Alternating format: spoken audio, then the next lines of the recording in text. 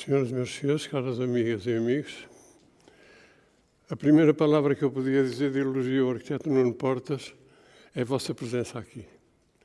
É absolutamente comovente ver como uma pessoa como o Nuno Portas congrega tantas amizades quanto as pessoas que estão aqui. Eu creio que a maior parte delas estão por amizade com ele. Não se pede a ninguém, eu peço que se eu falar mais baixo que me digam, porque tenho tendência para perder som. Não se pede a ninguém que invente, com o tempo que me deram, um pensamento original e rigoroso, seja sobre o que for, quanto mais sobre o caso Nuno Portas. Por isso, sem nenhuma má consciência, vou utilizar, corrigindo ou eliminando partes de coisas que já escrevi sobre ele, com algumas acrescentos e alguns cortes.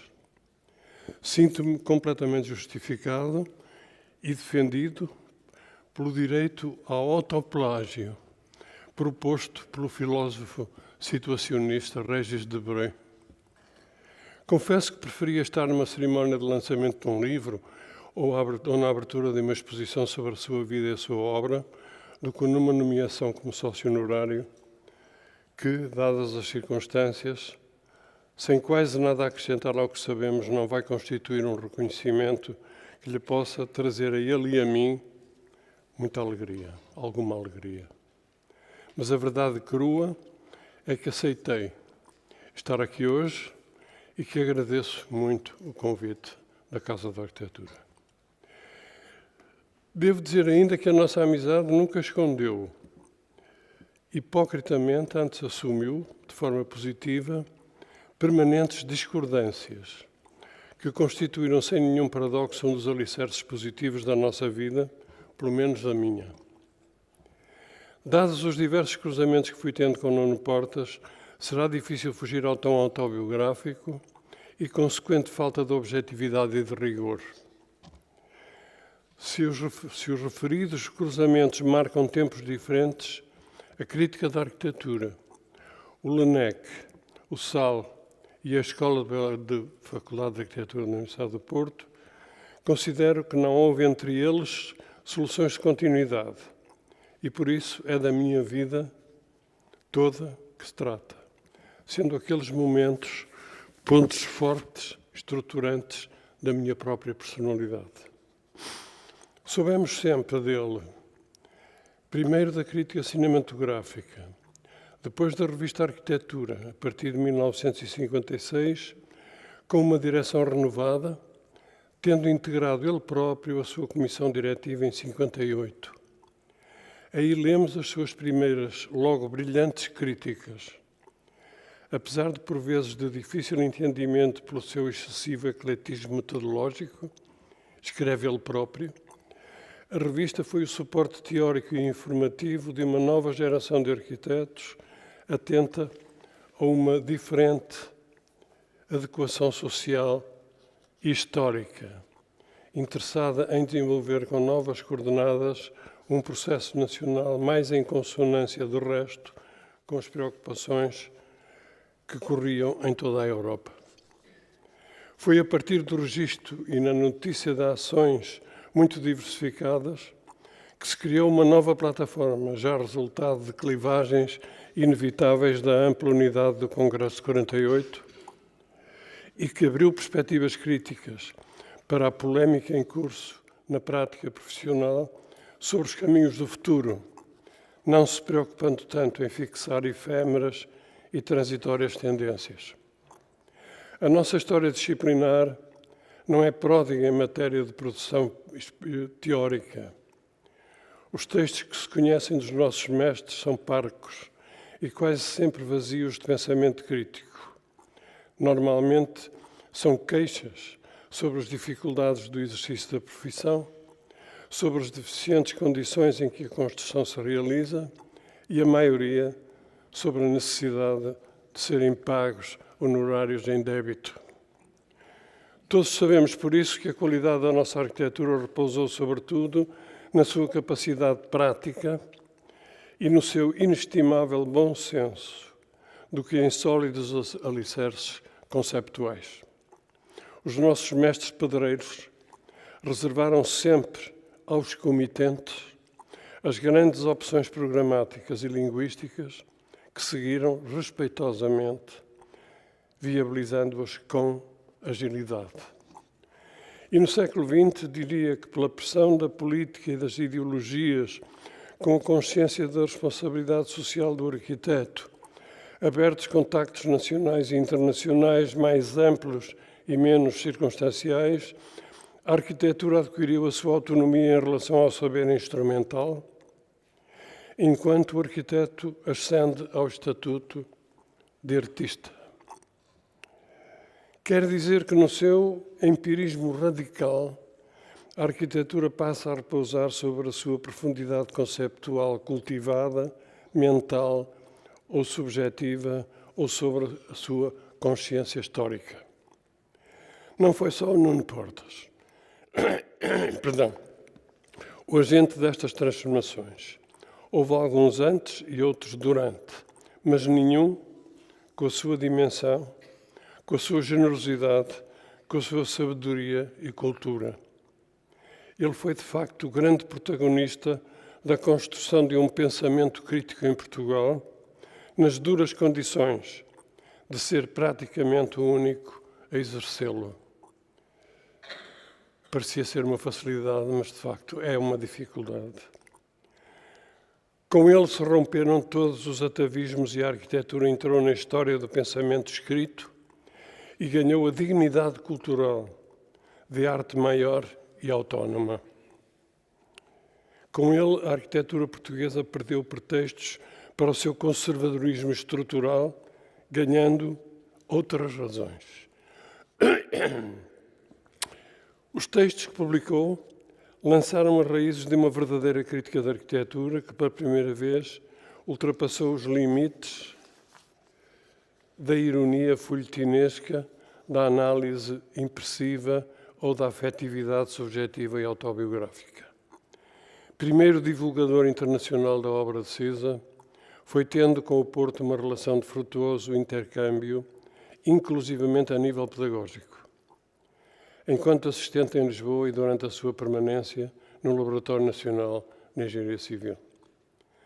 Seguimos com atenção o seu trabalho no ateliê do Nuno Teutónio Pereira e o que desenvolveu autonomamente, como, por exemplo, nos Olivais, com um projeto espécie de manifesto crítico em relação à conjuntura dominante e aceitação à crítica da Carta de Atenas. Nuno Portas lançou e desenvolveu no Laboratório de Engenharia Civil os primeiros projetos de investigação na nossa área disciplinar. Aí tive o privilégio de realizar o meu estágio de fim de curso sobre sua orientação. O capítulo que Nuno Portas escreveu nessa época, coincidindo com o trabalho de investigação sobre a arquitetura portuguesa do século XX para a edição na nossa língua da História da Arquitetura de Bruno Zevi, é ainda hoje uma grande e, eu acho, inultrapassada síntese. O LENEC tinha lançado um inquérito à utilização dos fogos dos bairros económicos, que foi levado à prática no Porto com a ajuda dos estudantes de arquitetura e apoio dos docentes. Foi o grupo de profissionais comprometido com os programas de habitação social que chamou a atenção para a responsabilidade do arquiteto na adequação de uma resposta formal às aspirações de vida das populações, com a leitura de Chambardlou, isto é, com o estudo da sociologia da família ou da marcante sociologia da habitação. A intervenção do LENEC, protagonizada por Nuno Portas, correspondeu a uma tentativa no sentido de sintetizar e racionalizar aquelas pesquisas a partir de dados recolhidos sobre as realizações existentes, já experimentadas pelo uso, com o objetivo de produzir séries tipológicas que as otimizasse e fosse reprodutível. Não se estava longe de convergir no movimento já generalizado internacionalmente na década de 50, que apelava para a racionalização da arquitetura como obrigação urgente. Havia uma aguda consciência sobre a quantidade de problemas que requeriam soluções, para além do problema da habitação, o dos transportes, do equilíbrio ecológico, da destruição da comunidade e da privacidade, etc.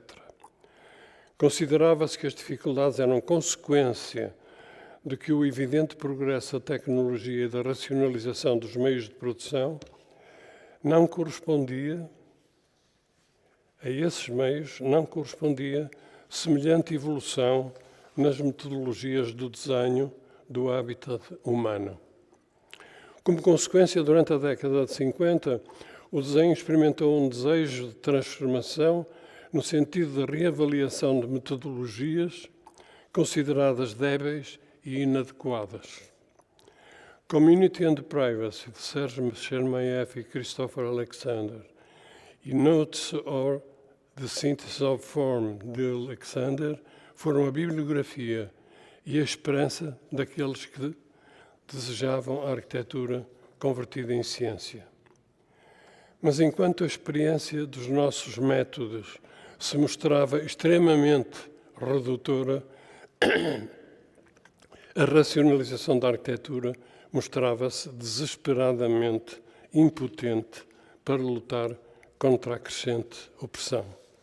Não resisto a ler-vos uma passagem de uma entrevista do Nuno Portas que fala sobre este período de investigação no LENEC que acabou com um desgosto de todos por ser completamente inútil. Mas eu vou-vos ler isto, se conseguir encontrar. Devia ter trazido uma daquelas coisinhas que se põe nos livros, mas não trouxe. Mas é só um minuto. Tenho que ter paciência, a paciência que eu tive quando estava no laboratório. Foi complicado, realmente. Ora, diz o Nuno Portas, e aparece o Alexandre, que sou eu, a fazer o estágio na coisa mais contrária ao que é o Alexandre que a gente conhece. E eu disse-lhe, olha, vais transcrever num programa de habitação que diz que a sala deve estar deste tamanho e deve ser feita desta forma, em N perguntas, cuja resposta é sempre 0 e 1, quer dizer sim ou não. E o Alexandre, muito obediente, há que reconhecê-lo, porque isto é uma coisa que não se pede a nenhum amigo, passam uns 3 ou 4 meses a fazer em linguagem binária um questionário de para aí 300 questões, as quais são metidas num computador do tamanho desta sala. E depois saíam montes de papel. Então, e agora? Agora não sabemos. Esta estadia do Alexandre foi muito interessante. Primeiro porque ele fez o trabalho, não o abandonou, não se chateou e até o põe na sua bibliografia.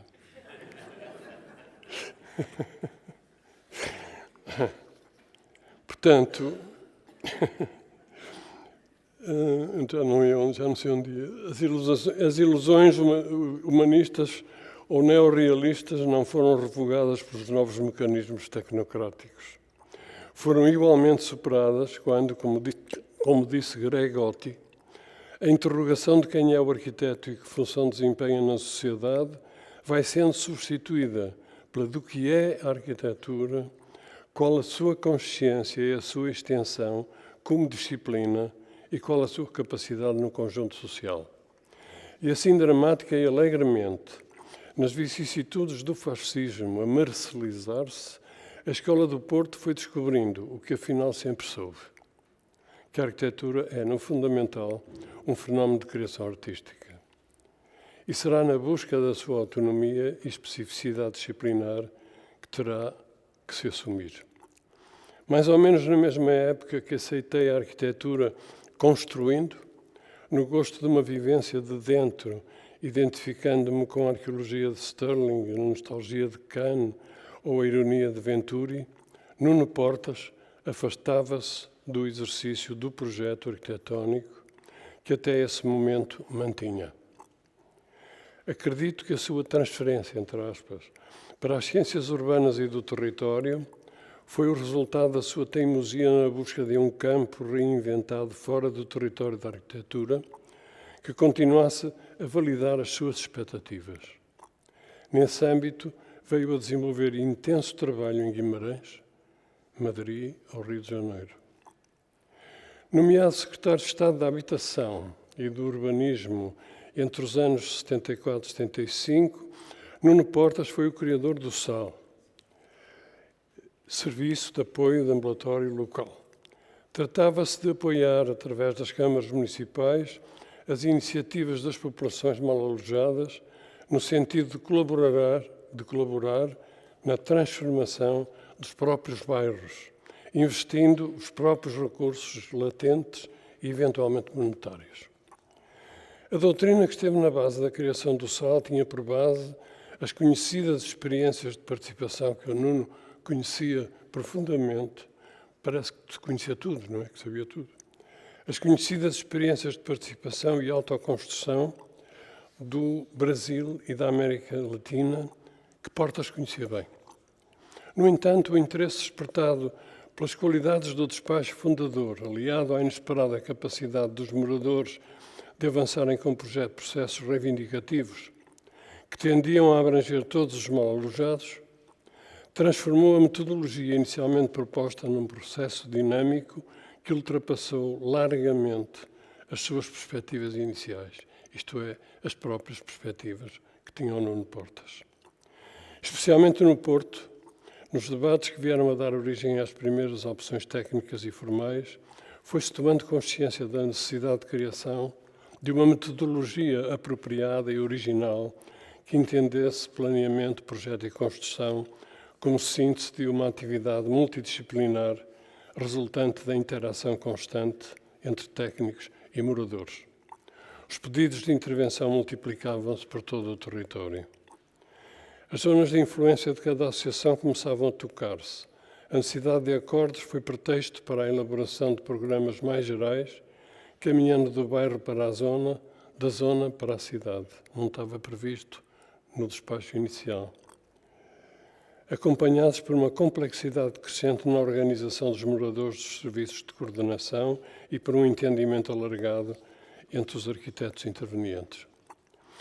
O plano diretor apareceu claramente como barreira na sua crítica e na definição de propostas alternativas a caminho de um projeto global que resolvesse a cidade com outra lógica, libertando uma nova cultura que pela primeira vez assumisse todo o passado da cidade, sem a destruir por especulação.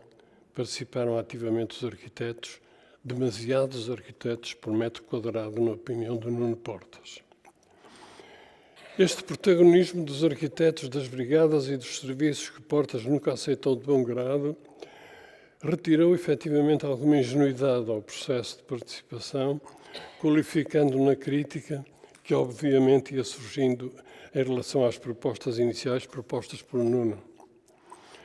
Portas visitou como secretário de Estado uma escola do Porto, integralmente comprometida com o movimento dos moradores do pós-25 de Abril e com o SAL.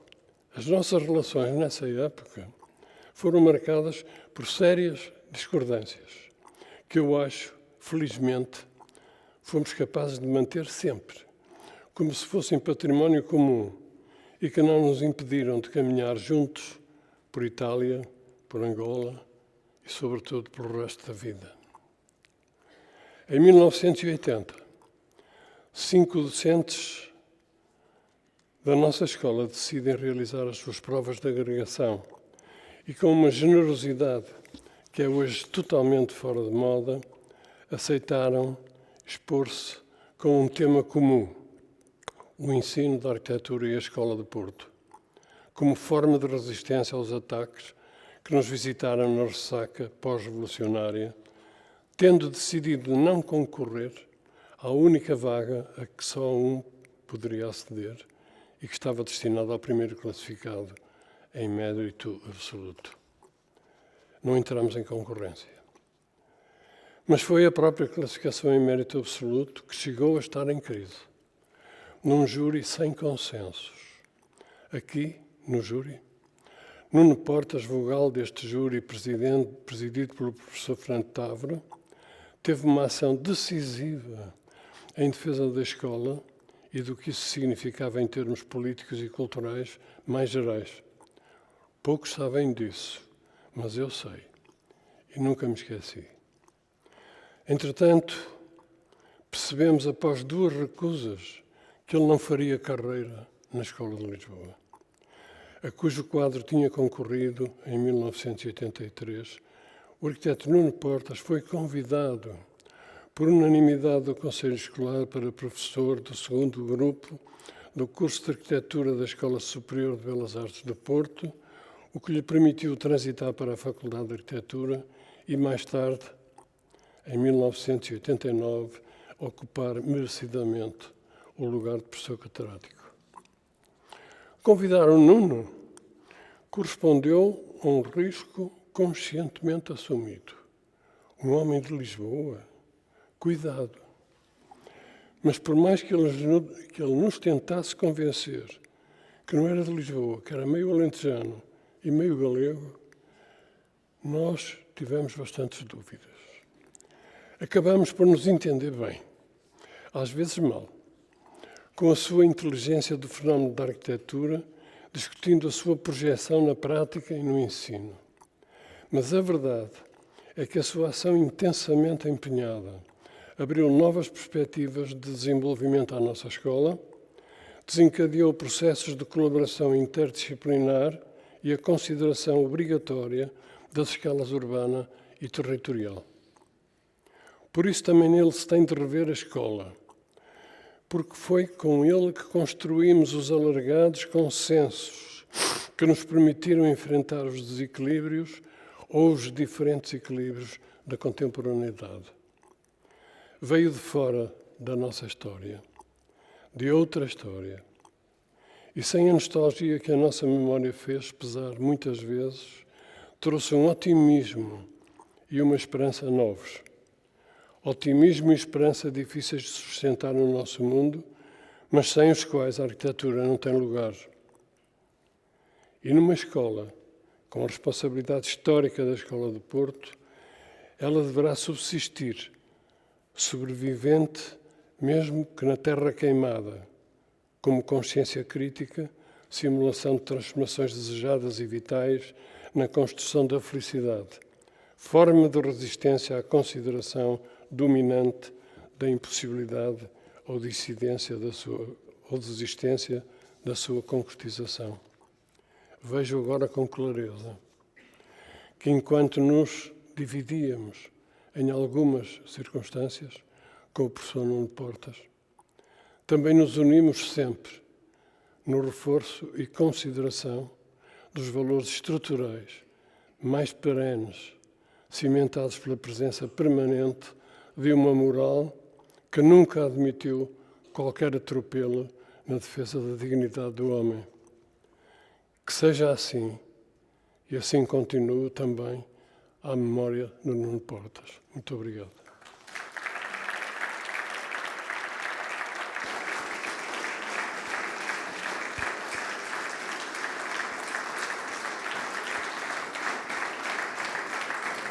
Muito obrigada. Um forte aplauso a Alexandre Alves Costa. Chamo agora ao palco Nuno Sampaio, diretor executivo da Casa da Arquitetura. Obrigado, Nuno. Eu arriscava, se o Alexandre ficar aqui comigo, ou prefere sentar, ou prefere... Eu prefiro ficar aqui. Então pronto. Então fica aqui ao meu lado. Não, vou para ali para o pé daquela senhora. Eu tinha naturalmente um discurso de elogio ao arquiteto Nuno Portas e convidamos o arquiteto Alexandre Alves Costa que nos desse um testemunho do Nuno. E foi à queima-roupa que nós pedimos ao Alexandre. E ele disse-me, eu vou fazer uma intervenção de improviso. Eu disse, Alexandre, esteja à vontade.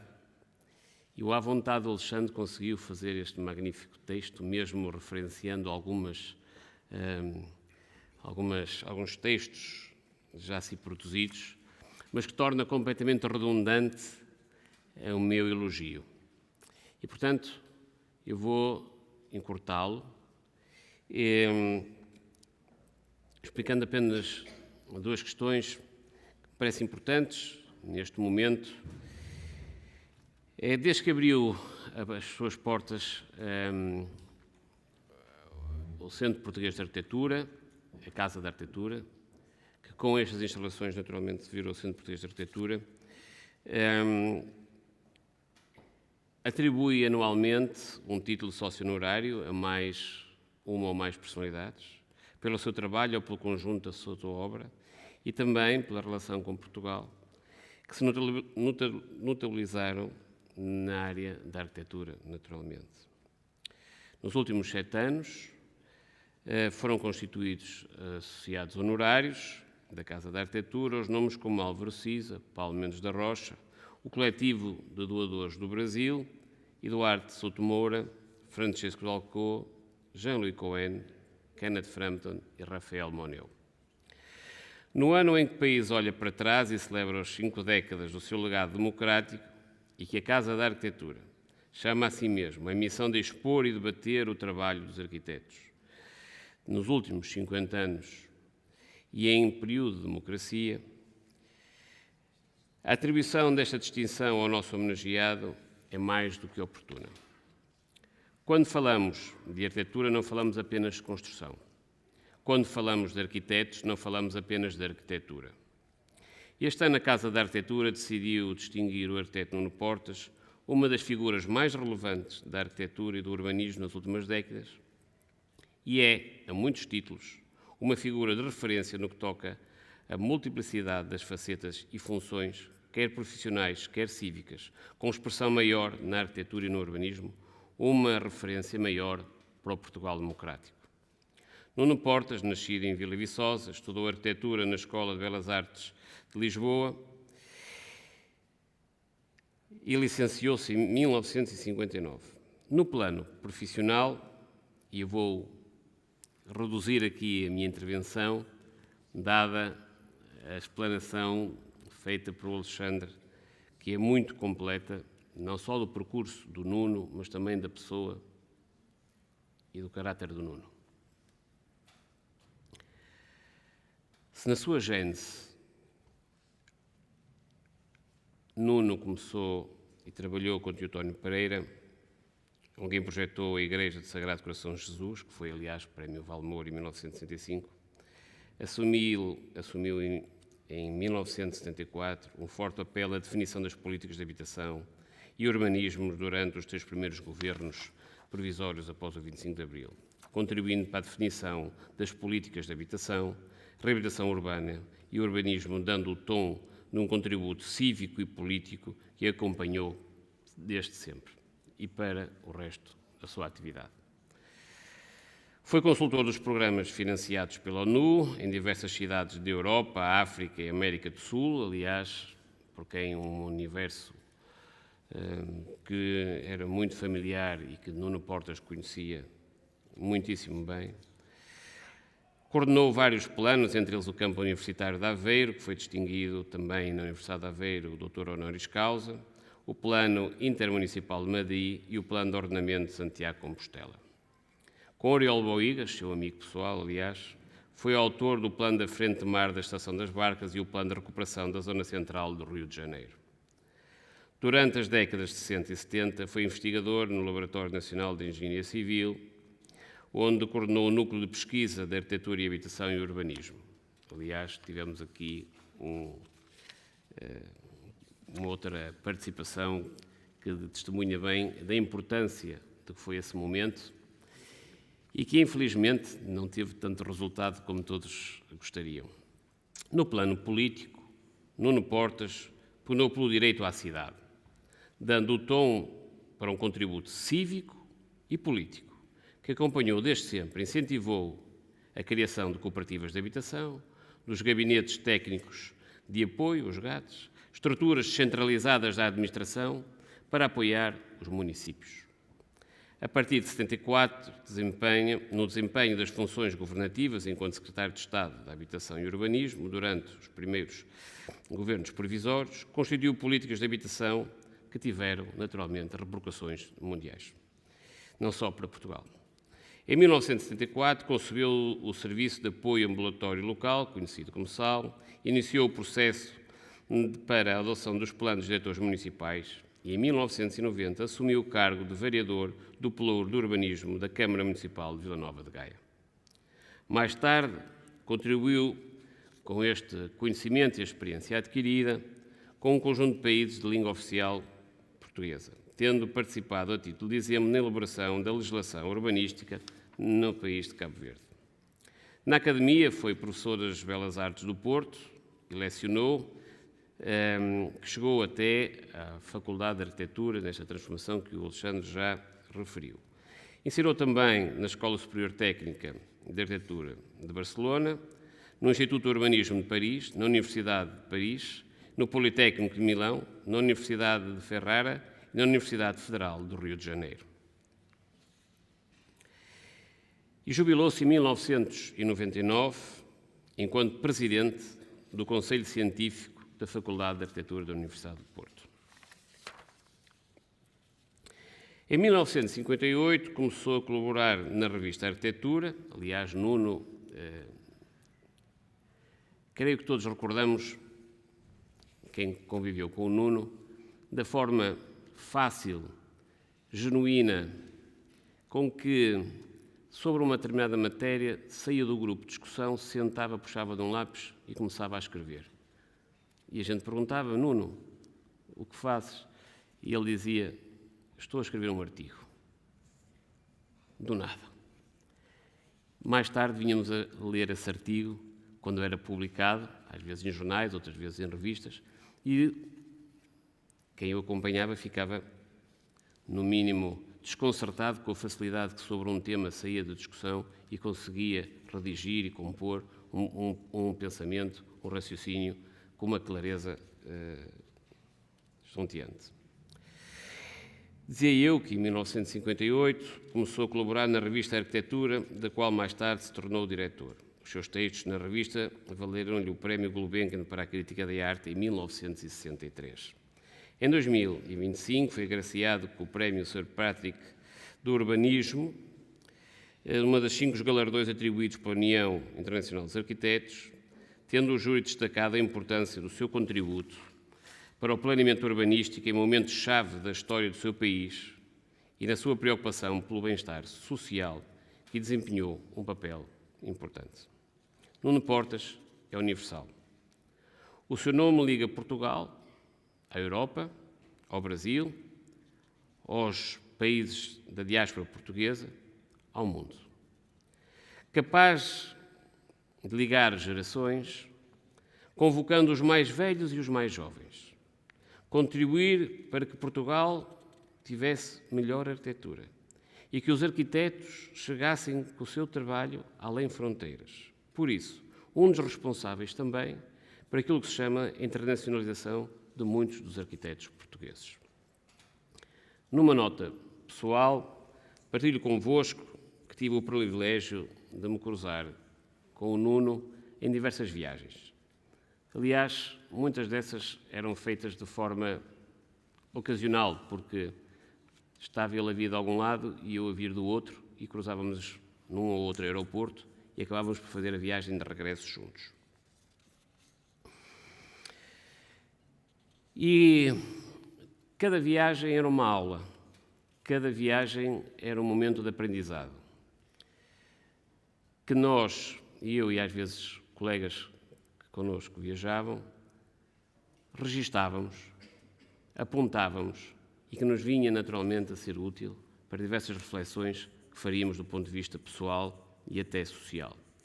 Nuno era a cada conversa um ser inspirador e até desconcertante, porque sabíamos que andava sempre uns quantos congressos à frente de todos os demais, trazia essa informação, expunha de forma crítica, refletida, e levava a nós, eis que o ouviam, a mudar de direção, a sermos também, de alguma forma, nós os agentes críticos.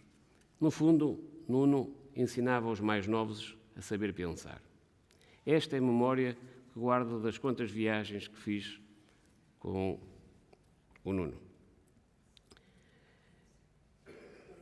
Era, sem dúvida, uma pessoa de paixões. Era uma pessoa capaz, muitos de vós recordam-se, e vêm aqui hoje na celebração da amizade que tiveram com o Nuno. Ele era capaz de olhar para cada um de nós, de estabelecer contactos, de estabelecer diálogos, de estabelecer amizades. Era uma excelente pessoa, um profissional de uma qualidade e um ativista incondicional. Por tudo isto que o Alexandre aqui falou, e por tudo o que eu resumi desta carreira profissional,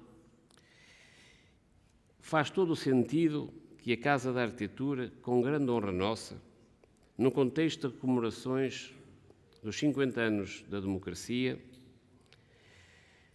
decidiu, a direção da Casa, atribuir a Nuno Portas o título de Sócio Honorário 2004.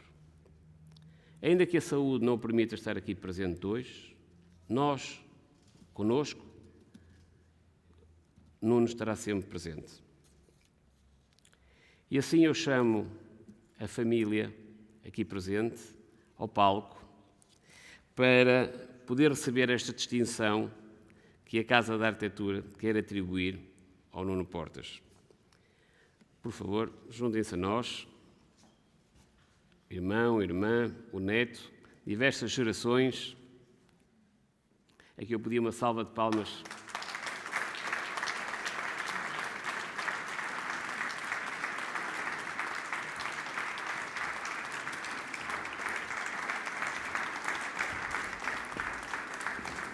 Obrigada. Muito obrigado.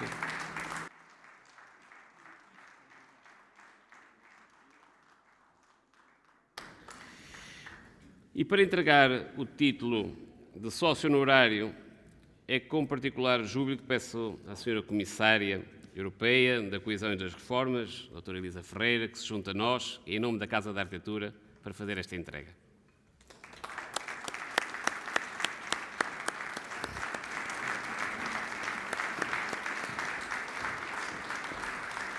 Patrícia, por favor.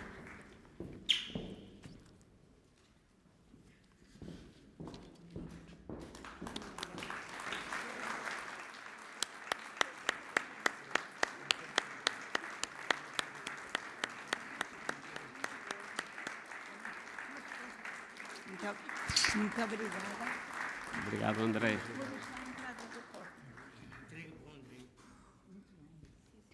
Muito obrigado.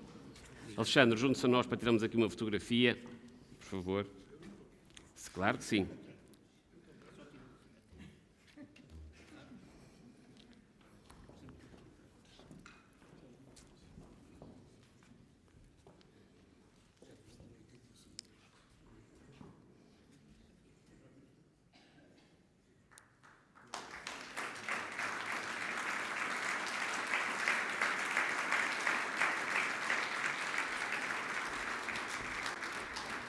Eu convidava agora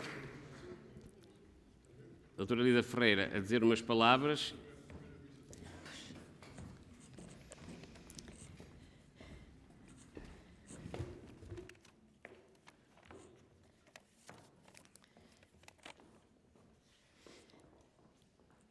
Boa tarde a todos e muito obrigada pela oportunidade que me estão a dar de estar aqui presente a entregar um prémio que é mais do que merecido. Mais do que merecido, e o que não é merecido é eu estar aqui, porque de facto há entre nós todos quantos, por um lado profissional e por um lado pessoal, são muito mais próximos e muito mais capazes de perceber a genialidade do Nuno Portas do que eu própria. mas deixem-me aproveitar esta oportunidade para trazer também uma dimensão um pouco europeia a esta, digamos, a esta celebração e a esta homenagem. De facto, foi um privilégio conhecer o Nuno, interagir com ele, e também é um privilégio ter tido a oportunidade de ouvir a eloquência da apresentação do Alexandre Alves Costa e, a seguir, do Nuno e da Casa da Arquitetura, ao escolherem esta figura maior da vida portuguesa, esta figura internacional portuguesa, para ser homenageado e associado enquanto, digamos, figura central na Casa da Arquitetura, através do título de associado honorário. De facto, eu tive, e tenho de dar este testemunho pessoal, eu tive o privilégio de, a vários títulos, encontrar e me cruzar com o Nuno, e talvez o período em que mais convivemos foi o período em que eu estava encarregada de fazer a OID ou de coordenar a Operação Integrada de Desenvolvimento do AVE, em que, de facto, tudo se punha em causa, porque a crise da têxtil tinha gerado uma situação absolutamente dramática naquela zona e em que um grupo de arquitetos, sociólogos, economistas, urbanistas, engenheiros hídricos se concentrou numa equipa tentando reativar a vida naquela zona onde tanta gente estava a perder e tinha perdido o emprego e onde a crise social era dramática. E nessa experiência, que foi uma experiência europeia, mas em que se combinou mais uma vez o de baixo para cima com o de cima para baixo, eu acho que foi uma espécie de síntese em que o Nuno Portas foi um elemento absolutamente central, com esta característica que vocês os dois tão bem ilustraram, que era de uma pessoa que pensava, mas agia. E cada vez mais em Portugal eu sinto, e na Europa eu sinto, que a ação e o pensamento têm de se cruzar. As universidades muitas vezes centram-se sobre elas próprias, o objetivo é produzir textos e papéis, é publicar internacionalmente, mas há uma desconexão total entre o que se está a escrever e aquilo que se está a fazer na realidade.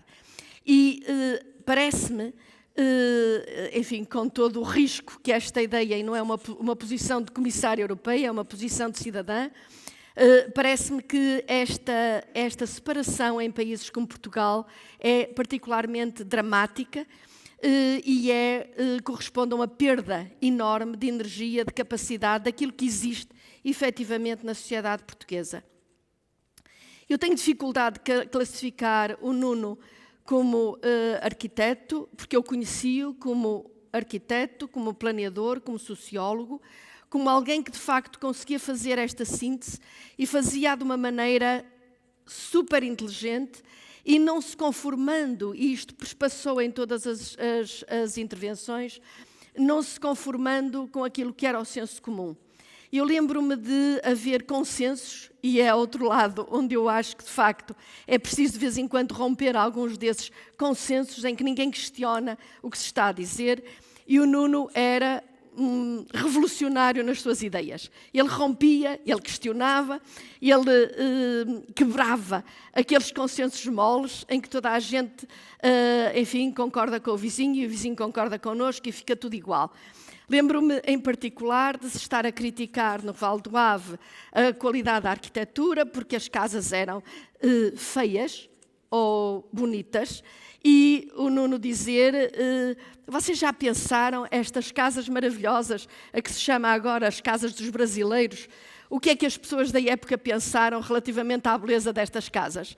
Estas casas eram horríveis na época, e nós agora à distância temos de ter a capacidade de respeitar a sociologia, a história, o momento que se vive, aquilo que são as condições sociais. Portanto, calma aí, vamos questionar isto.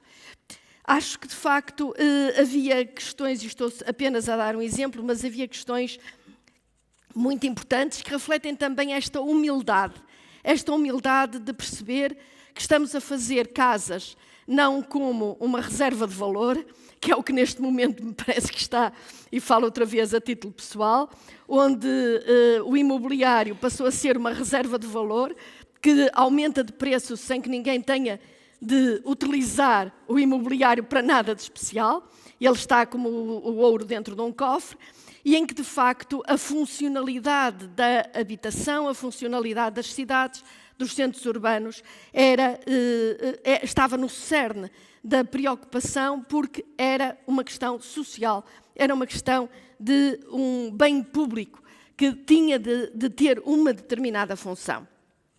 E este conceito, hoje, ou esta preocupação com a habitação, a qualidade da cidade, é neste momento, também a nível europeu, algo de muito relevante, porque neste momento nós olhamos para a Europa e vemos países que se estão a desenvolver de uma forma multipolar, com múltiplos polos de amarração e de desenvolvimento, e esses países estão a resistir melhor a estas crises todas que nos ameaçam, enquanto outros estão super dependentes de um polo ou de outro polo, e esses polos começam a dar problemas muito sérios de congestionamento, de falta de qualidade de vida para quem lá vive e, sobretudo, de um desequilíbrio enorme entre os custos de vida, o custo da habitação, o custo do aluguer, os custos de transporte, os custos da aglomeração e os salários que são pagos, sobretudo quando essas regiões se concentram em atividades que são relativamente mal pagas, e o turismo, por exemplo, é uma delas. E, portanto, isto cria desequilíbrios sociais que depois se transmitem em polos de pobreza, de exclusão, polos de instabilidade e até de, digamos, facilidade de entrada em redes menos lícitas de atividade, na busca de uma sobrevivência que começa a ser muito difícil nesses grandes polos. O reequilíbrio territorial, o planeamento e a qualidade dos núcleos urbanos e a capacidade de criar condições de vida aceitáveis aos cidadãos em vários sítios, evitando as tais deseconomias de aglomeração, é neste momento um problema europeu.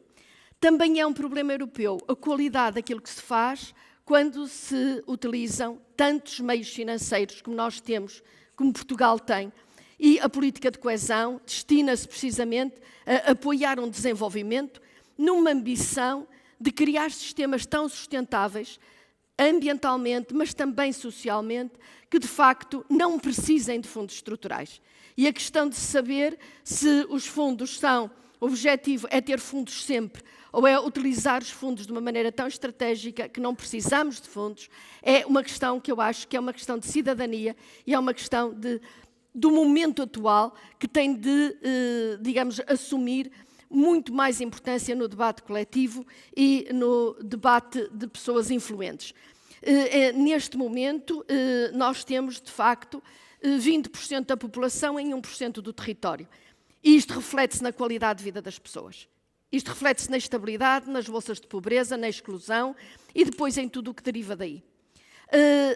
Também porque há fundos, há apoios, porque o urbanismo precisa de ser, digamos, tratado num quadro de planeamento territorial e precisa de ser estimulado na direção certa. Houve, de facto, para além de tudo aquilo que é conhecido, durante este mandato, uma iniciativa, e eu estava a ver estes jovens aqui, os jovens embaixadores da arquitetura, um projeto, que é um projeto que está conhecido por NEB, por New European Bauhaus, que é recuperando aquela ideia antiga da Bauhaus, mas atualizando-a, e que oferece, digamos assim, visibilidade, uma rede a jovens e a menos jovens que estejam disponíveis para partilhar experiências positivas. Às vezes são só ideias, e eu sugiro que, de facto, sobretudo os jovens que aqui estão, consultem a NEB, New European Bauhaus, porque, de facto, é um projeto que tenta, efetivamente, aproximar esta lógica europeia do equilíbrio, da circularidade, da sustentabilidade, do cidadão comum, e oferece apoios, publicidade, visibilidade, a jovens que, de facto, queiram discutir, apresentar digamos, uma ideia para melhorar a qualidade de vida de um determinado território, de um determinado bairro, de uma determinada zona, e há ideias fantásticas. Eu tive o prazer de entregar esses prémios, é fantástico.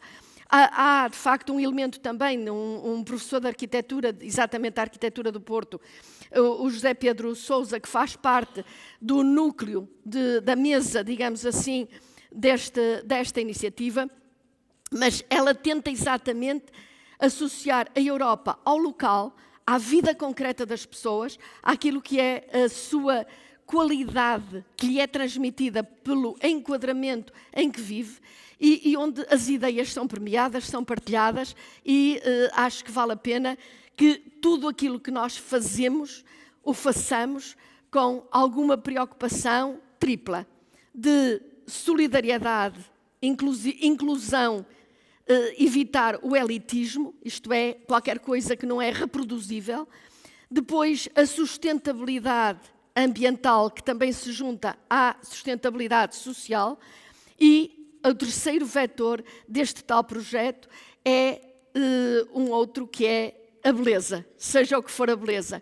Mas, de facto, nós estamos a falar com pessoas que nos dão beleza e, nesse sentido, eu também acho que há um reconhecimento coletivo que tem de ser feito relativamente aos arquitetos, aos urbanistas, aos planeadores, que, de facto, nos melhoram a vida.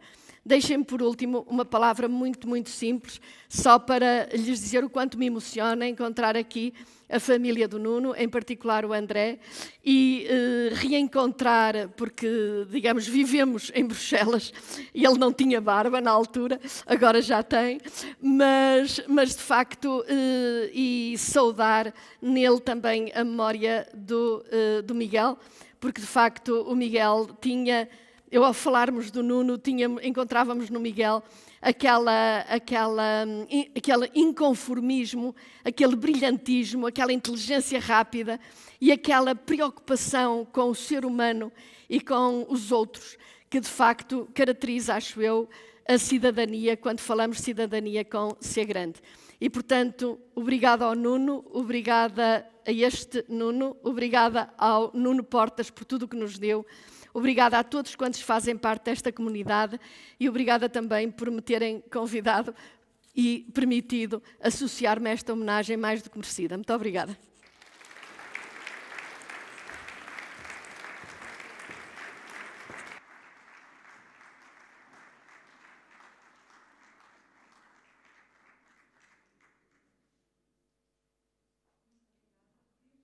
Juntar ao palco André Portas para nos dar também umas breves palavras, por favor.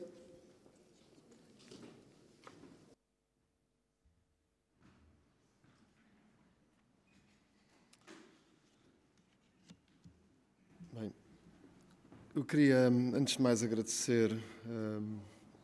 Conseguem-me ouvir? Queria agradecer aos presentes, queria agradecer à Casa da Arquitetura, queria agradecer ao Nuno Sampaio, ao Alexandre Alves Costa, à Maria Manuela Oliveira, ao Jorge Figueira, à Lisa Ferreira. O meu avô completou este ano 90 anos, infelizmente por motivos de saúde não pôde estar presente. Recebeu a notícia com alegria. Da parte da minha família, por motivos de força maior, infelizmente, tanto o meu tio Paulo, como a minha tia Catarina, como o meu irmão Frederico, também não puderam estar presentes e por isso coube-me a mim dizer algumas palavras, embora seja provavelmente o menos indicado para tal. Eu, no fundo, queria só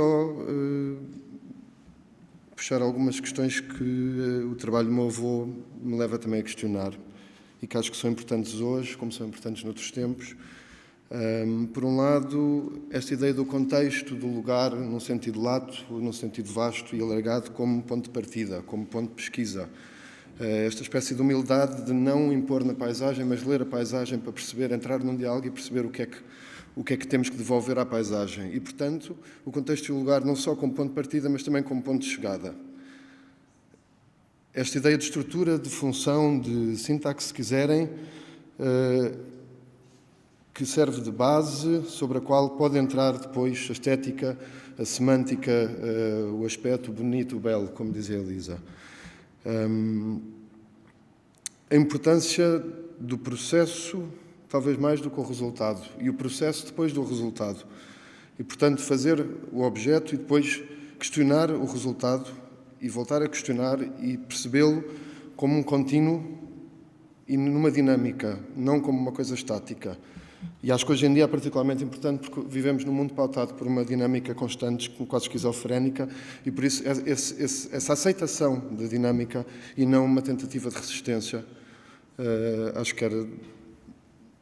Pronto. Outra questão seria talvez o trabalho em colaboração, a multidisciplinaridade. A complexidade das coisas requer também uma complexidade do olhar, e a complexidade do olhar vem de vários olhares para extrair no final o que é elementar e o que é simples para construir soluções.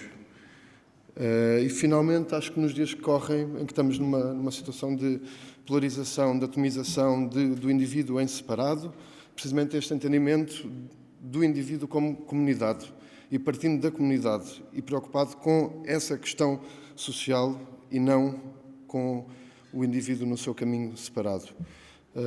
E acho que ele explorou todas estas questões, tanto como arquiteto, como urbanista, mas isto são questões que se aplicam a todas as disciplinas. Isto aplica-se à psicologia, à geografia, às políticas públicas, à história, e acho que, para mim, pessoalmente, são estas ideias que, ou isto seriam, se calhar, as linhas principais que me interessa questionar e que acho que o meu avô trouxe, entre outras. E pronto, agradeço a todos mais uma vez.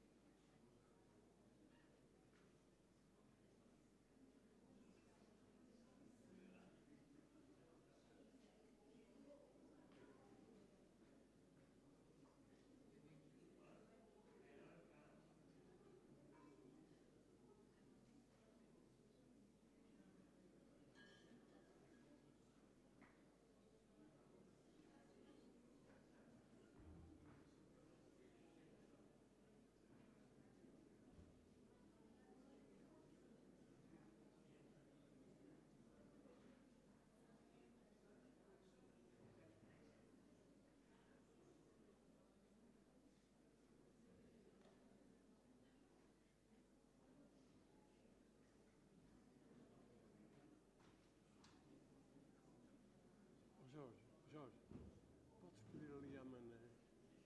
Podes pedir à Mané que me traga o meu casaco? Estou com um bocado de frio.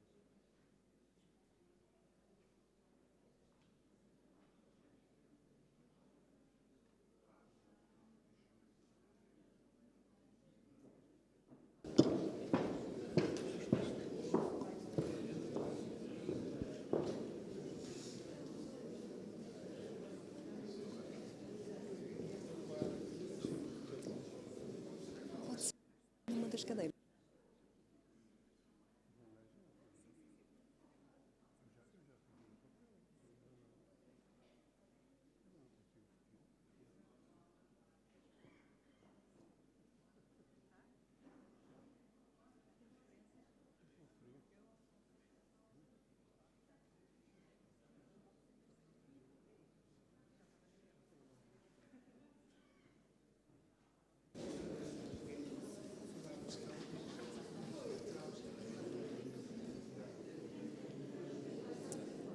Peço, por favor, a vossa atenção novamente.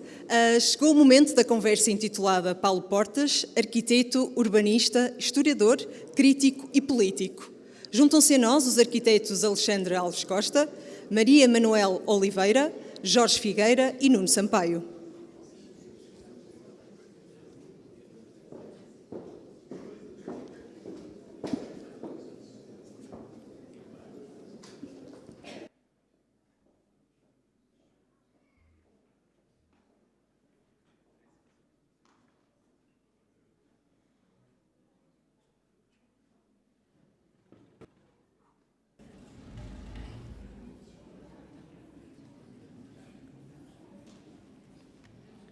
Bom, não sei se já...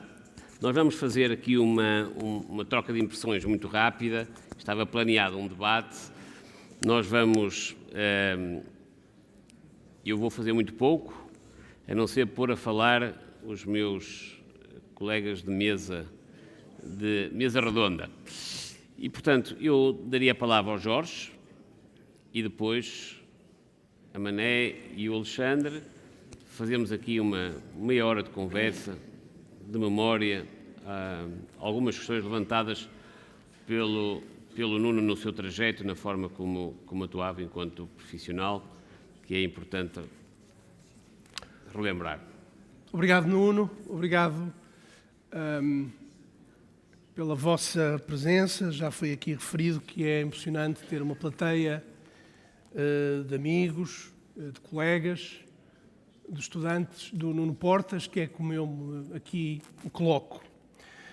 Eu queria dizer-vos que foi para nós muito bonito e inesperado que na montagem da nossa exposição patente na Galeria da Casa da Arquitetura, o que faz falta, 50 anos de arquitetura portuguesa e democracia, dessemos conta que a certa altura o único nome que aparecia escrito nas campânulas que pretendem retratar a sociedade portuguesa nestes 50 anos, o único nome de um arquiteto que aparecia era o nome de Nuno Portas. E isso pareceu-nos ao mesmo tempo inesperado e absolutamente acertado. Eu queria aqui fazer, muito brevemente, já se falou muito e já se falou muito bem sobre a figura de Nuno Portas. Queria aqui fazer um ligeiro apanhado sobre o desdobramento que nós colocamos para o título desta sessão, que é Nuno Portas, arquiteto, urbanista, historiador, crítico, político, e podíamos continuar por aí afora, não é? Tivemos que parar, já não havia espaço para este desdobramento que era um dos apanágios do Nuno Portas, ocupando estes vários lugares com uma intensidade que já aqui foi referida. Eu queria sublinhar aquilo que o Alexandre Alves Costa já disse tão bem, que na verdade, isto pode parecer bombástico, mas é exatamente assim, a crítica da arquitetura em Portugal começou com o Nuno Portas. Começou quando ele entrou na revista Arquitetura em 57 e depois quando escreve em 59 um texto chamado A Responsabilidade de uma Novíssima Geração do Movimento Moderno em Portugal. E ele faz aí um programa que é um programa em 59, que é um programa para a sua vida teórica e intelectual. Basicamente é a denúncia do racionalismo em arquitetura, que é, na verdade, como quem diz, uma denúncia do primado da forma na arquitetura. Esta denúncia, esta crítica, manteve-se permanente ao longo do seu trabalho. Mas é no LENEC que ele vai encontrar os instrumentos teóricos para fazer esta formulação, passando da crítica da arquitetura para os métodos de projeto e indo à procura, um pouco contra tudo e contra todos, de maior cientificidade, de maior sistematização no contexto da arquitetura, o que o levará também, na verdade, eu queria ser aqui sintético e um pouco, talvez brusco naquilo que vou dizer, mas para adiantarmos conversa, na verdade vai substituir a arquitetura pela cidade como objeto do desejo teórico que vai formular.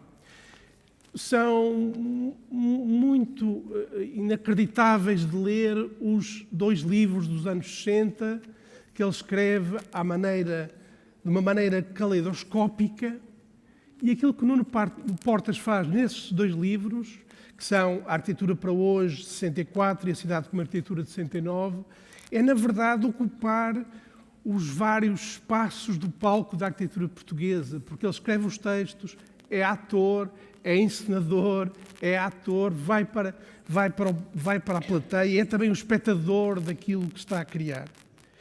E esses 2 livros, escritos de forma precoce, no modo que estabelece sempre uma relação, isso talvez não tenha sido aqui ainda dito, pelo menos de forma explícita, já foi tudo o mais importante já foi dito, mas de qualquer forma, aquilo que o Nuno Portas faz é estabelecer uma permanente relação entre a arquitetura portuguesa e aquilo que se passa, como nós dizíamos, ou ainda dizemos, lá fora. E, portanto, esse ponto é absolutamente central para fazer um ajornamento da própria arquitetura portuguesa.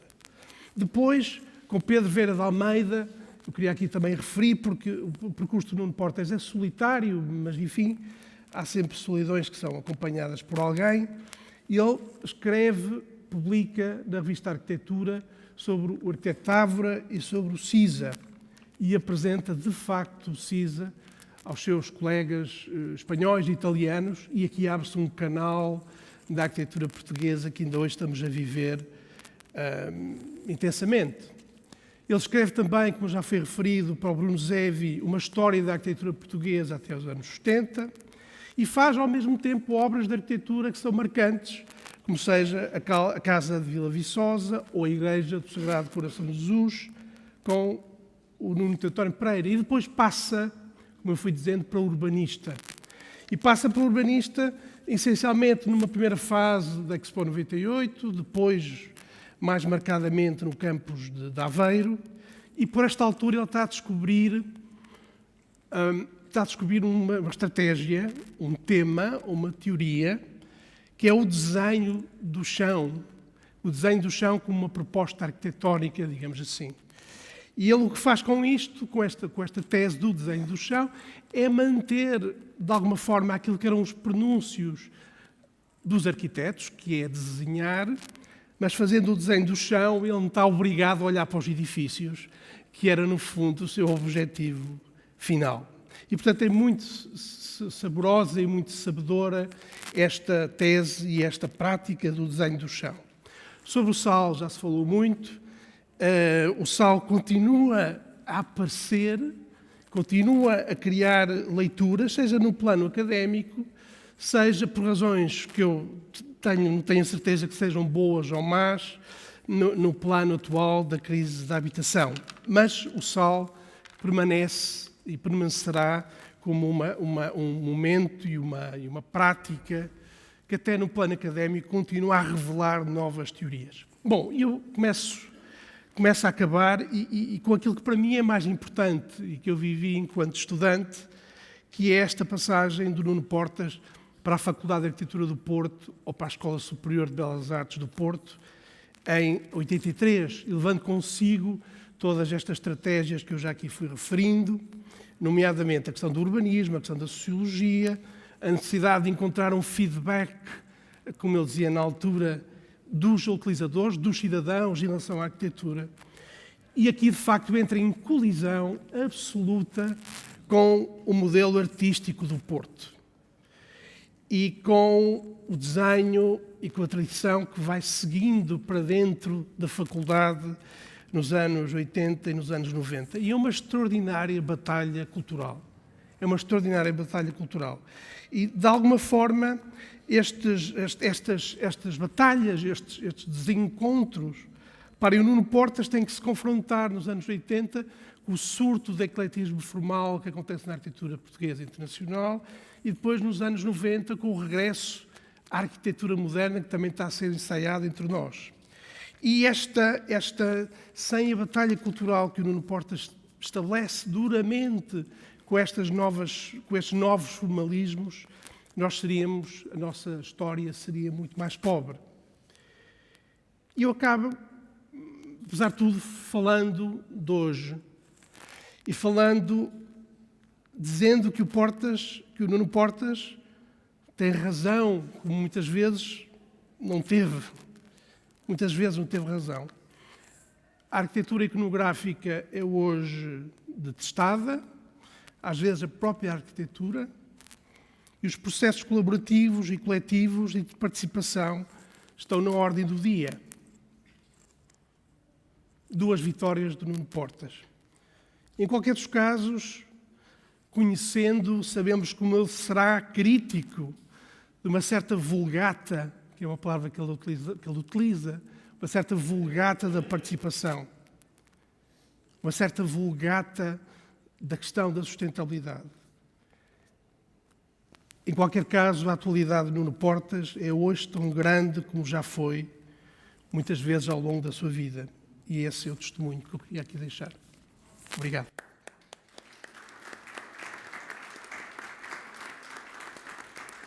Mané. Bem, muito boa tarde a todos e agradeço o convite, naturalmente, é para mim uma honra e também devo dizer que é um grande prazer poder estar hoje aqui nesta cerimónia de homenagem tão merecida ao Nuno Portas. Eu estou aqui na qualidade de alguém que eu não fui aluna do Nuno Portas, mas na verdade acompanhei ao longo de muitos anos, de uma forma já profissional, em vários e diversos momentos e diferentes de facto no seu objetivo e no seu conteúdo. O Nuno Portas, quer começando quando o conheci em Guimarães, na Câmara Municipal de Guimarães, onde eu trabalhava, quer depois continuando no Porto, no Centro de Estudos na FAUP, que o Nuno Portas também fundou, e depois ainda, mais tarde, enquanto meu orientador, quer de estágio de fim de curso, quer até do doutoramento, que o Nuno também foi meu orientador de doutoramento. E mais tarde ainda, na Escola de Arquitetura. Eu devo dizer que, evidentemente, esta trajetória, que não foi linear, foi arrítmica, teve momentos muito mais intensos e outros mais rarefeitos, mas criou uma grande amizade e um grande a par com um enorme respeito e admiração pelo Nuno Portas. Gostava também de dizer que sinto até quase um certo pudor, porque eu olho para tanta gente que aqui está, que foram cúmplices eventualmente até mais permanentes e constantes da trajetória que conhecemos do Nuno Portas, e eu falo, enfim, gostava de me referir particularmente a partir dos anos 80, mas é no pós-25 de Abril, de facto, que o sentimos tão presentes nas nossas vidas. E ao longo, e gostaria talvez de, independentemente em todos estes momentos, em que o trabalho do Nuno Portas, isso já foi também referido, enfim, já se falou muito das qualidades do Nuno e da sua capacidade, da sua inteligência luminosa, de facto, e da extraordinária capacidade que ele tinha de articular circunstâncias e problemas diversos dentro de uma cultura muitíssimo vasta, um conhecimento internacional raro à época e eu diria, uma aproximação que de facto tinha uma atenção muito grande ao chão. Estou a falar no chão em todos os sentidos, às pessoas, às situações, às circunstâncias, e de como é que era capaz de articular este mundo comum e banal com, de facto, esse conhecimento muito vasto, muito completo, que entrava por muitas facetas e muitas portas, que lhe dava aquela riqueza humana que todos conhecemos, e aquela capacidade também de estar profundamente envolvido em tudo quanto se empenhava, digamos. Nuno Portas era tudo menos um burocrata, portanto jamais foi capaz de cumprir esse papel. E eu suponho que é por isso também que o vemos a passar tantas fases diferentes da vida e em tantos temas diferentes, porque quando a coisa começava a estabilizar, o Nuno de alguma forma também perdia o interesse daquilo que já podia seguir o seu ritmo. Ele de facto estava interessado em estar no princípio das coisas, de coisas que eram complexas, de coisas que eram paradoxais, e esta cultura humanista, profundamente humanista que ele tinha, entrava muitas vezes, enfim, em conflito até com algumas com ele próprio, suponho eu, quando, por exemplo, nestes temas mais profundos, a arquitetura, muitas vezes aqui no Norte, se colocavam de uma forma tão clara, quando ele pretendia estabelecer outras racionalidades, que eram racionalidades que, na verdade, estando e tendo essa origem, como eu dizia, humanista, mas que procuravam encontrar transversalidades que atravessavam muitas áreas, muitas disciplinas e percorriam também e entravam profundamente na ação política e na atividade política. Ele era um fazedor, de facto. E, portanto, estes paradoxos de uma ação tão aberta refletiam-se naquilo que o Nuno era, na maneira como conduzia os diversos trabalhos, naquilo que era essa capacidade de ouvir, mas simultaneamente uma grande obstinação, para não dizer teimosia muitas vezes, o que o levava a grandes discussões épicas com toda a gente, nomeadamente com os seus melhores amigos, que aliás era com quem ele estava mais à vontade para o fazer. Eu, pessoalmente, apanhei, enfim, raspanetes imensos de Nuno Portas e ao choque inicial, depois sucedia-se uma certa habituação e continuávamos depois calmamente a discutir aqueles assuntos, às vezes com umas zangas um bocadinho mais prolongadas, devo dizer, porque, de facto, esta capacidade que o Nuno tinha de estabelecer pontes, e a ele devemos muitíssimo desta ligação de uma ligação clara, objetiva, de fazer coisas entre aquilo que é o pensamento, um pensamento profundo, altamente qualificado e crítico do urbano, da cidade e da arquitetura, esta ligação e conseguir conquistar a confiança política, esse reconhecimento, eu acho que o Nuno Portas somos profundamente devedores por um empenho que ele teve em muitos cargos, em muitas circunstâncias e que, de alguma maneira, ele sabia e que pagava um preço, às vezes caro, por esse seu comprometimento. Portanto, as fronteiras com o Nuno eram difusas, por vezes, e ele jogava neste acerto com uma sabedoria que eu hoje lhe reconheço, mas que muitas vezes achávamos que era altamente discutível. E, portanto, muitas dos nossos desaguisados podiam também advir daí. Mas é verdade que conseguia um respeito enorme por toda a gente. Eu gostava de falar em Guimarães particularmente, independentemente de não retirar toda a importância que o Nuno tem, enfim, nomeadamente na minha vida pessoal, por todas as oportunidades que me deu de trabalhos diferenciados, e sou-lhe profundamente grata por isso, mas por Guimarães foi, enfim, talvez por eu estar lá na altura, talvez por eu estar a acabar o curso, talvez por estar a trabalhar em urbanismo, que era uma coisa, à época, quando eu entrei, o Nuno ainda não tinha chegado, e era absolutamente terrível aquilo, era uma sucessão de regras e de normas completamente obsoletas, completamente deslocadas da realidade, que nos fazia todos os dias pensar quando é que eu me vou livrar deste filme. E, de facto, quando o Nuno chegou, com essa capacidade que ele tinha de olhar para aquilo que era o senso comum, que fazia andar de uma determinada maneira, com a qual apaziguava, enfim, uma forma de estar de muitos lados. Quando o Nuno chega ao Val do Ave, ele consegue uma coisa extraordinária. Primeiro, revoluciona absolutamente a forma de olhar, ou seja, consegue, e não o faz sozinho. Aliás, estava aqui há pouco a Elisa Ferreira, que eu me lembro perfeitamente de ver em Guimarães, o Manuel Sá, o Álvaro Domingos, enfim, e tantas outras pessoas que provavelmente não em Guimarães, mas noutras circunstâncias o acompanharam em situações semelhantes. Mas, de facto, o Nuno Portas conseguiu uma coisa absolutamente extraordinária, que foi atribuir um estatuto e uma identidade ao Val do Ave. E àquilo que se chamava, é o que se chama ainda, o assentamento, a urbanização difusa, que até então era uma espécie de uma entidade, enfim, maldita, vista só de um ponto de vista caótico, que existia fruto da entropia, apenas da entropia humana. E, de facto, o Nuno Portas o que consegue, está a vir e está a chegar também de Madrid, aliás, onde, por exemplo, ele tinha uma generosidade extraordinária, uma paciência, enfim, que não é tão fácil de encontrar.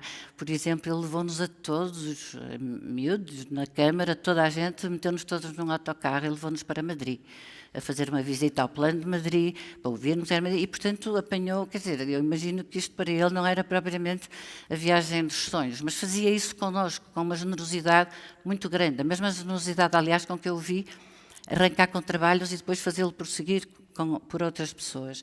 Mas diria eu que esta capacidade de reconhecimento, que também já aqui foi falada, eu acho que é isso que permite ao Nuno ter atuado em tantos sítios e ter conseguido encontrar caminhos diferenciados face àquilo que era o seu alinhamento comum. E gostaria também de dizer outra coisa, eu às vezes acho que quando falamos do Nuno Portas e dizemos que ele deixou de ser arquiteto para ser urbanista, é algo que eu não consigo de todo aceitar. Inclusive é porque do meu ponto de vista, um dos extraordinários contributos que o Nuno Portas trouxe para o pensamento sobre o território foi exatamente essa capacidade de pensar espacialmente o território, que só um arquiteto é capaz de fazer. E, portanto, o Nuno fez um transporte de escala daquilo, ele era um belíssimo arquiteto também, tem uma bela história, fez um transporte de escala daquilo que era o projeto do objeto arquitetónico para um pensamento crítico sobre o que é o território. E, portanto, do meu ponto de vista, o Nuno Portas é profundamente arquiteto do princípio ao fim da sua carreira. E isso é uma qualidade que lhe reconheço e acho que todos, se pensarmos um pouco mais profundamente, lhe devemos reconhecer. E só para acabar, eu também me parece, ainda a propósito de Guimarães, e devo dizer que Guimarães, enfim, estou a falar de Guimarães, mas Guimarães repercutiu-se, não ficou ali fechado, portanto é uma circunstância específica, geográfica, mas com repercussões imensas, enormes, a todos os níveis, quer em Portugal e não só em Portugal, sobre o pensamento e a reflexão crítica sobre aquele tipo de situações, mas eu diria que Guimarães é profundamente devedor, mas foi Guimarães e foi o Val do Ave, com o Manel Sá, em Santo Tirso, em Famalicão, e a equipe o António Baba, enfim, toda essa equipe que trabalhava em conjunto nesta realidade que começava a ser reconhecida, pensando a partir exatamente de temas como o processo e o tempo, porque é outra das palavras fundamentais no discurso do Nuno Portas, é a questão do tempo, deste entendimento do tempo longo, do tempo curto, do tempo atual em que se vive e do tempo futuro. Portanto, eu diria que o tempo está absolutamente presente na trajetória do Nuno Portas, essa compreensão profunda que nos é absolutamente indispensável. Eu diria que talvez que a grande homenagem que podemos fazer ao Nuno Portas ainda é, de alguma maneira, voltar a repensar e a refletir sobre algo que se mantém ainda aberto e ainda continua a estar ativo, a vibrar e com sérios problemas. E talvez que valesse a pena. Eu, a última vez que estive com o Nuno, já o Nuno estava doente, mas a propósito de Guimarães, ele começou a falar sobre uma série de coisas que ele pensava que podia ter feito e não tinha conseguido. Portanto, de repente, ativou-se outra vez esta distância enorme em relação àquele tempo, sobre as possibilidades do que poderia vir a acontecer, do que não aconteceu e do que tinha seguido até outros caminhos mais interessantes do que alguma vez ele teria suspeitado. Provavelmente, e mesmo para fechar, eu diria que talvez todos tenhamos um compromisso grande com o Nuno Portas de dar continuidade àquilo que ele iniciou em tantas frentes. E é tudo. Muito obrigada.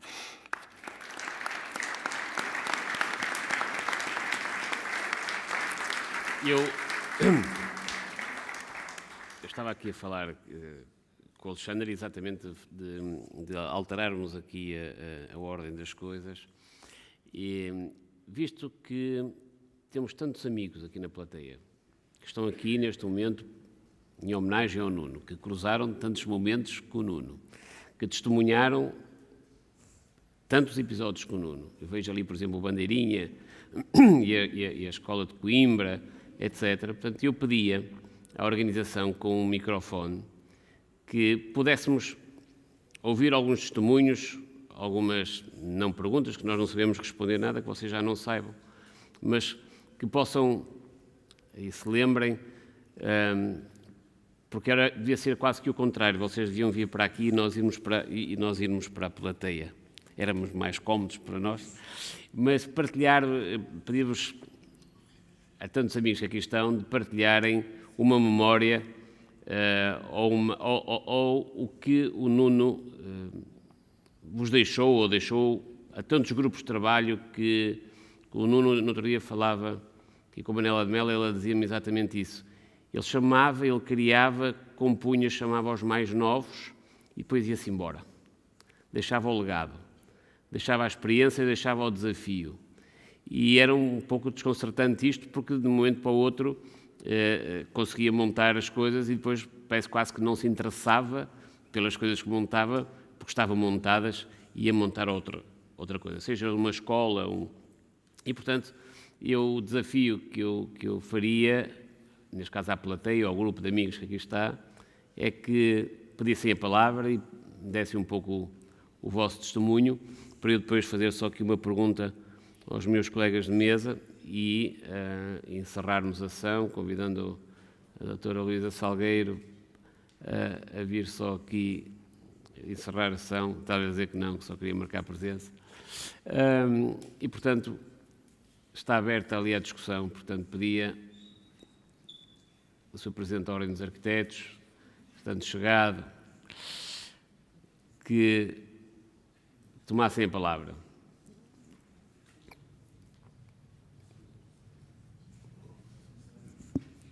Para quebrar o gelo, sim.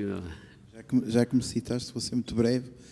Eu tive o privilégio de conviver com o arquiteto Nuno Portas, o professor Nuno Portas, na FAUP, e, portanto, estão aqui, com certeza, pessoas que trabalharam com ele e que tiveram muito mais proximidade que eu. Só queria citar 2 momentos que me tocaram muito profundamente. As suas aulas, evidentemente. Eram sempre momentos de reflexão, tanto mais que ele abordava, no meu caso, abordava os temas de urbanismo e fazia-nos passear por muitas cidades e, na verdade, esses tempos não eram como hoje. A gente não, quando, com 20 e poucos anos, 21, 22 anos no máximo, nós não tínhamos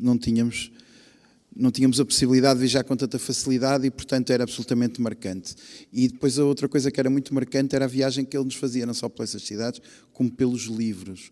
Eu acho que foi talvez dos professores que mais me influenciou, com todas as referências bibliográficas que nos dava, e creio que estão aqui muitos que partilharam comigo que ele obrigava-nos, inclusive, a lê-los na língua original e até a traduzi-los, o que era um exercício fantástico. Depois tive outra experiência, estou a olhar ali para o Manuel Pizarro, e para outros, tivemos outra experiência que foi o Nuno Portas na sua atividade política. E eu tive também esse privilégio incrível, não especificamente, mas sempre que havia um programa político, o Nuno Portas era chamado para ser consultado e para dar a sua opinião sobre aquilo que eram as programáticas, as linhas, nomeadamente no contexto desta região do Grande Porto. E, portanto, havia sessões muito grandes, com muita gente também informada, e o Nuno Portas conseguia sempre ter um papel liderante nesse pensamento, conseguindo juntar a disciplina da arquitetura e do urbanismo também com o pensamento liderante político. E eu acho que isso era uma mensagem que também aqui era importante, efetivamente a sua proximidade, com desassombro à atividade política. Era só.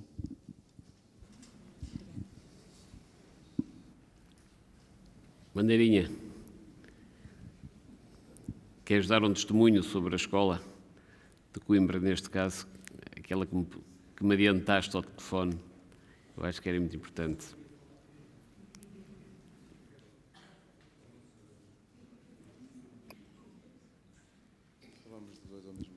Bem, boa tarde ou quase boa noite a todos.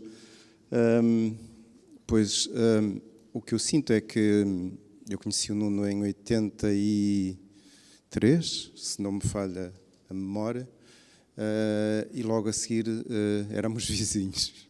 E então, há bocado esteve aí a Elisa. Tenho muito presente o ter acabado o curso de Geografia, que era assim uma coisa que nem sequer sabia muito bem o que era. E ser convidado, a Teresa acho que já foi embora, a Teresa Marques, junto com a Teresa, para trabalharmos na Operação Integrada de Desenvolvimento, que foi assim, como podem imaginar, uma coisa muito intensiva, e ao mesmo tempo conhecer o Nuno, que tinha vindo de Madrid e que tinha um apartamento na Rua da Alegria, salvo erro. E uma noite vou lá exatamente com a Teresa e acontece esta coisa fantástica que é, ele estava com um dos seus papéis, sabem que o Nuno escrevia em todos os sentidos, não é? Escrevia normalmente da esquerda para a direita e depois emendava, escrevia por trás, escrevia por cima e às tantas pega no papel e passa-me para a mão. Repito, tínhamos acabado de nos conhecer. E diz-me ele assim, veja se isto faz sentido. Eu tinha a minha ideia que tinha, eu era um puto, né? A ideia que eu tinha, para mim não era uma instituição. E, portanto, fiquei um bocado desconcertado, pensando o que é que isto significa exatamente. Porque já havia uma expectativa que íamos trabalhar juntos e eu pensei assim, isto deve ser um tipo exame, não é? Uma prova, que é para ver se eu sou suficientemente escorreito para dizer alguma coisa sobre o que está aqui escrito. E depois percebi que não era mesmo a sério. Porque depois, pouco tempo, 2 dias ou 3 depois, ele telefona-me, dizendo que eu não lhe tinha dito nada sobre o dito papel. Eu estava a desbravar o papel e no início era quase criptografia, portanto estava a perceber que relação é que tinham umas frases escritas na diagonal com o que vinha no texto. Isto não tem nada a ver com a falta de clareza do texto, tem a ver com essa natureza hipertextual quase, do modo como o Nuno pensava. Portanto, as coisas iam tomando forma, ele ia introduzindo questões que claramente faziam parte daquilo, que num primeiro momento ainda não estariam amadurecidas, os nexos ainda não estariam estabilizados, mas aquilo ia-se estabilizando. E foi assim que eu conheci o Nuno. E depois percebi que sempre que ele ia a um congresso, ou sempre que ia ali, ou que ia acolá, ou que ia a uma livraria, trazia sempre uma pipa de coisas. De livros, de revistas, de papelinhos com números de telefone, do género, há de telefonar a este, ou há de ver aquilo, não sei se este livro interessa ou não sei o quê. Ele ou ela não estão a fazer um doutoramento assim sobre este tema. E, portanto, era uma verdadeira máquina proliferante, digamos. Estava constantemente, ao mesmo tempo, muito concentrado naquilo que tínhamos que fazer, ou tínhamos que ir fazendo, e, ao mesmo tempo, sempre com uma parte do horizonte aberta, e muito atenta à novidade, mesmo que a novidade o contrariasse muito. Não é? Tinha essa capacidade de ter ao mesmo tempo as suas convicções, e eram muito fortes. Eu partilho com a Mané essas discussões das antigas. Uma vez a Silvia fechou-nos na varanda, porque aquilo já estava aos gritos, já não se aguentava nada, e a varanda não se abria por fora, e nós lá ficamos até esgotar o assunto e alguém nos abrir a porta. E por tudo isso, faz-nos muita falta ao Nuno, de facto, não é? Porque era um ar fresco quando nós pensávamos que as coisas estavam bloqueadas ou que alguma coisa era impossível de fazer, o Nuno aparecia com aquela pilha energética e as coisas andavam mesmo. E depois, um profundo respeito que eu às vezes não vejo hoje em dia por outras áreas de conhecimento, por outras áreas disciplinares que faziam sentido na compreensão daquele tema. Nunca percebi, e trabalhei em muitas equipas com o Nuno, com pessoas com feitios muito diferentes e de disciplinas muito diferentes, nunca senti que fosse cerceado o espaço de alguém. Que tinha que justificar, sim. Não era propriamente, faz lá a tua parte na papeleta e tal, e isto depois embrulha-se aqui num relatório final, não era assim.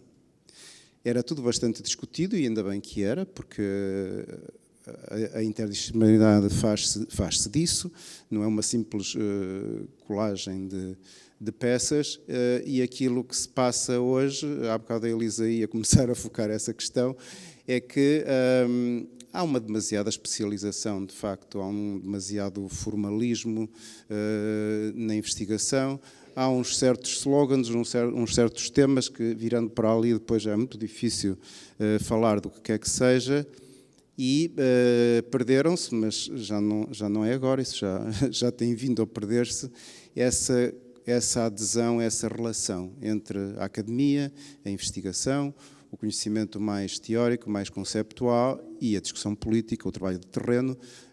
O planeamento, o urbanismo vivem disso e não se percebe como é que possa ser de outra maneira. Está tudo demasiado afastado, está tudo demasiado burocratizado e ainda não foi possível repetir momentos inesquecíveis na Casa Cor-de-Rosa, na Faculdade de Arquitetura, em que a gente ficava até a hora que fosse, discutindo.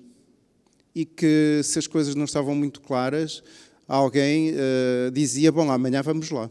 Portanto, o vamos lá era, tínhamos que voltar ao terreno, ou tínhamos que falar com alguém que tivesse outra informação que nós não tínhamos, ou outra compreensão do assunto mais ligado às questões práticas.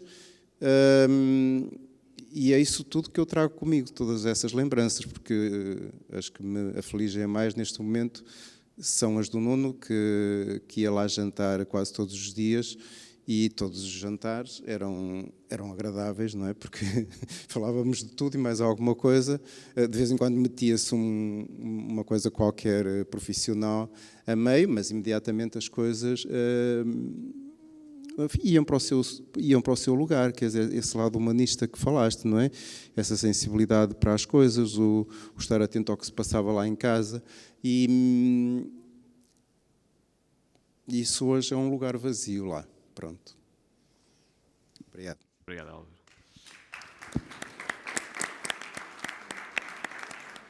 Eu tinha prometido que terminávamos em meia hora. Eu vou só fechar perguntando aos meus colegas uma pergunta muito simples, com uma resposta muito simples. Hoje em dia, o que é que faz falta do Nuno Portas aqui?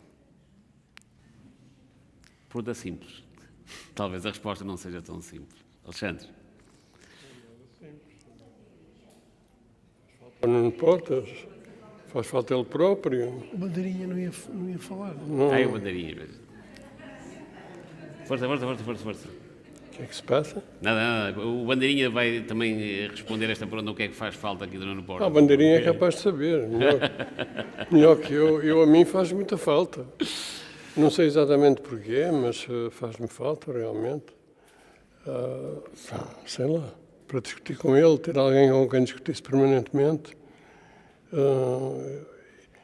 de uma forma tão positiva, tão simpática. E ele era, muitas vezes, por exemplo, com o Bandeirinha. Quando o Bandeirinha estava a fazer o doutoramento, eu estava no júri e ele também estava no júri. E estava ao meu lado. E sempre que o Bandeirinha dizia qualquer coisa que lhe agradava a ele dizia assim, estás a ver? E eu tentava responder-lhe que não era isso, que ele não tinha razão, que não era isso que o Bandeirinha queria dizer, até que o reitor disse, façam favor de ouvir com atenção as palavras do doutorando, porque nós estávamos numa de, vais ver lá fora e tal, este género. E isto era muito simpático, não sei porquê, nós vivíamos com uma alegria muito grande por sermos assim. Quando fomos à Itália, eu fui com ele e com o Cisa, fomos à Itália a convite de 7 universidades italianas, dávamos uma conferência num dia, fazíamos a viagem à noite, dávamos conferência no outro dia, levávamos uma exposição sobre o sal e chegávamos às faculdades, montávamos a exposição que levávamos no carro, e fazíamos uma sessão com os alunos e com os professores. Muita gente a assistir. E eu reparei numa coisa. Ele falava primeiro. E falava sobre o processo, sobre as questões de ordem geral, sobre a ideia que ele tinha quando criou o sal, etc, etc. A seguir falava eu sobre a experiência particular do Porto e aquilo que se tinha modificado ao longo do processo em relação às aspirações que o Nuno Portas tinha. E finalmente falava ao CISA, que explicava São Vítor, a intervenção dele em São Vítor. E havia um problema de línguas. Nós não éramos muito famosos em línguas, a não ser o Nuno, que falava tudo facilmente. Portanto, o Nuno falava italiano e compreendia italiano perfeitamente. Eu, nem italiano nem inglês, via-me atrapalhado, se falassem francês, mas eles falavam italiano. E o CISA também meteu os pés pelas mãos. Então, o que é que fazíamos? Nós falávamos e o Nuno traduzia. E eu reparei que, quando eu falava e o Nuno traduzia, falava muito mais do que eu tinha falado. Quer dizer que ele não resistia a estar em desacordo com o que eu estava a dizer e discutia comigo, fazendo disso a sua intervenção pública. Quer dizer, era o que a gente chamava um sacana, não é? A mim o que me faz falta é isto. É exatamente isto.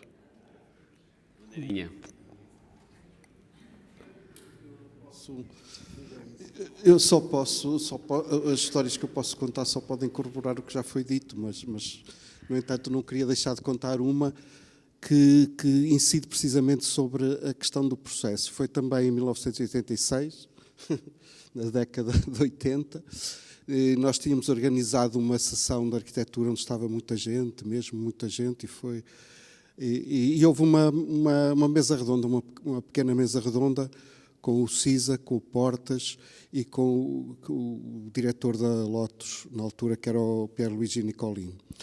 E falava sobre o papel do arquiteto. E o Pierluigi Nicolini vinha de Itália, um país que na altura estava a florescer economicamente, e disse que o arquiteto era o último a intervir no processo, que estava tudo definido antes, do ponto de vista técnico, do ponto de vista económico, e o arquiteto tinha uma palavra final no fim para apresentar um projeto, e era esse o papel, assim, numa perspectiva um bocadinho pessimista, que ele dava do papel do arquiteto.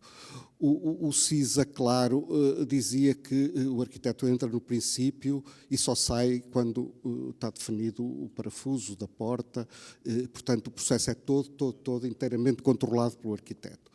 E o Portas dizia que o arquiteto entra em qualquer momento. Eu não estou de acordo que ele entrasse só no princípio. Ele entrava em qualquer momento, melhora as coisas e depois deixa-as. É o processo, esse processo que foi aqui falado. Portanto, teve interesse porque foram 3 posições muito extremadas, e uma que também é extremada nesta sua fidelidade ao processo, que fez, e para falar da Escola de Coimbra, com que ele também entrasse no princípio do processo. Portanto, ele foi muito importante na discussão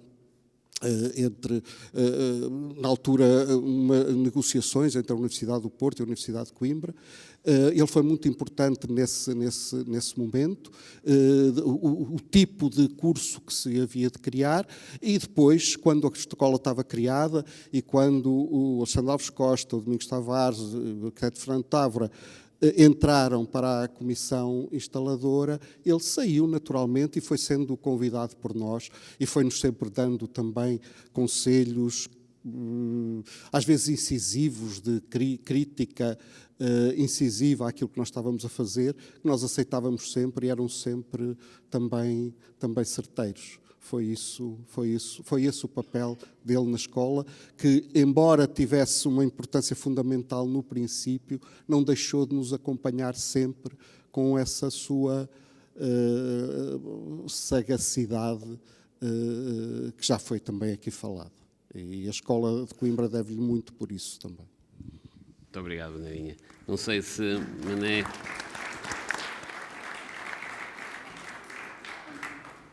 E Jorge, para fecharem... Sim, já tu fechas. Não, fechas tu. É melhor, Jorge, faço melhor que eu, falas melhor que eu, certamente. Eu também... a mim o que... Enfim, faz falta ao Nuno, de facto, mas o que faz falta, assim, na generalidade, é que era tudo muito excitante com o Nuno.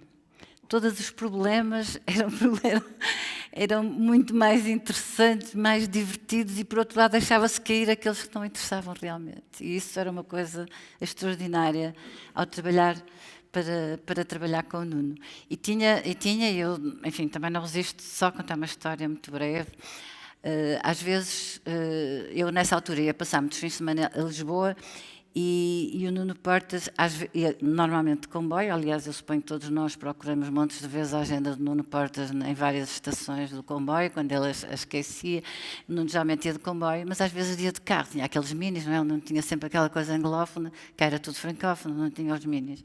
E lá eu no seu mini e tinha, então, quando eu ia para Lisboa também, ele dava-me boleia, mas era eu que ia guiar. Num carro, às vezes, completamente, enfim, só funcionavam para-brisas, aquelas coisas. Mas entre Guimarães e Porto, demorávamos mais tempo entre Guimarães e Porto que o Porto em Lisboa, embora não houvesse autoestrada. Porque o Nuno via um caminho que lhe anda, olha, entra por ali, vamos ver onde é que isto vai dar.